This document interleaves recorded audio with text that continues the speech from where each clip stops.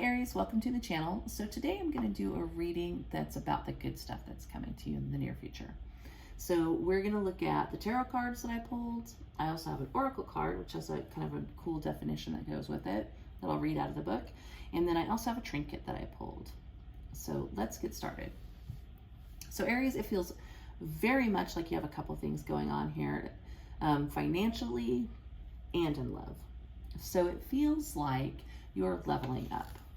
The world is sort of completing a very major cycle. It can be leveling up, whether it be in love or finances. I think it's leveling up in both, to be honest with you. You have the 4-leaf clover as your trinket, so I think you're going to be lucky in love and in finances in the near future. So you're just kind of going up a notch, basically, I would say. So now it does look like you have someone coming in potentially a little passionate, a little charming, a little adventurous. I get the sneaking suspicion that this is not necessarily a lasting thing. It might be a summer fling, might be kind of passionate. The reason I say I don't think it's going to last is because the 5 of Pentacles is here. I think that this might be somebody you have fun with and then just kind of go, on to the next thing, because 3 of Wands follows that. 3 of Wands is looking to the future, moving on. It can also be a card of traveling. It's summertime and a lot of people are getting cards about traveling and trinkets that represent traveling. I think that you might have a little fun with somebody maybe in the near future, have a little passionate fling, but I think you're going to leave that behind and kind of move towards some other things. I do also think that this is an energy of a financial improvement. So 5 of Pentacles, you know, they're poor, they're out in the cold, they're, you know, a little despondent. So if you've been having financial troubles, it does feel like you are also leaving that behind. And the reason that I say this is giving me a dual message of moving on from players, potentially, also moving on from being broke or struggling with finances. I think both, because the next card in line is the Wheel of Fortune, and that speaks about a major change in your life and the way that the world can speak about leveling up.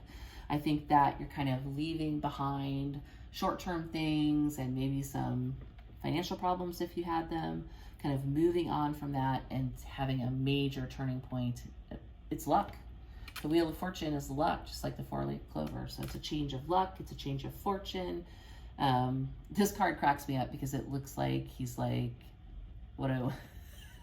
it's just like throwing all these characters around, like, ha ha ha, I'm finally on top of the world, kind of a thing. So definitely feels like you're moving on from anything that isn't long-term. You're moving on from any financial hardships, if there were any, to success in love. Because not only do you have the Wheel of Fortune in your near future, not only do you have the World in your near future, you have the Lovers, which is true love. It's soulmates. It's definitely a card of meeting the one, or somebody who is one of the ones, because, you know, I think that all people have multiple soulmates they can meet in this lifetime. So you have a soulmate coming in. Again, I think financial success, soulmates coming in. I think you're just going to be you have the Emperor here. So either this person is the Emperor and they are just the bee's knees, they are the head of something, they are the king shit, they are the guy who runs the show, or they're just an amazing person to have a love relationship with. Or this is representative of you being so successful, you're leveling up, you have the Wheel of Fortune, you're on top of the world, you meet the love of your life, and, you know, you're just where you need to be in the near future. This 4-leaf clover is what kills me, that you got all this and the 4-leaf clover. So Aries, for the people that this is resonating with, I definitely think that you might have a knight come in. You might have a little fun, flirty, fling kind of an energy coming in. You might be leaving that person in the dust, moving on with the 3 of Wands, and then getting all this lovely stuff. Wheel of Fortune, the Lovers, the Emperor. Nothing against the Knight of Wands. There's nothing saying you can't have a fun fling in the near future and, you know, then move on from that. You know, fun flings are what summer is made of. So, but definitely moving on to something more serious with more depth And your oracle card that came out is the kicker. I almost laughed because I pulled this after I pulled all these other cards on this charm. So let's talk about your oracle card. 24, Mermaid's Love. So let's read what the book has to say about mermaids' love. Love, partnership, support, and accord. A loving couple is shown on this card. The woman is a mermaid. Her hair and tail seem to float her through the sky. A man with feathers holds her hand. He grounds and protects her. He is her base. They are from different worlds, water and sky, but they are complete together. A perfect love union.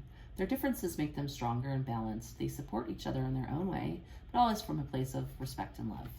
So, I mean, if you look at this card again, it is just almost like the Lover's card, like the Soulmates card. So I definitely think, Aries, that something very serious is coming in for a lot of you. You may have fun first, but then you're going to meet this Emperor, or you're going to be the Emperor.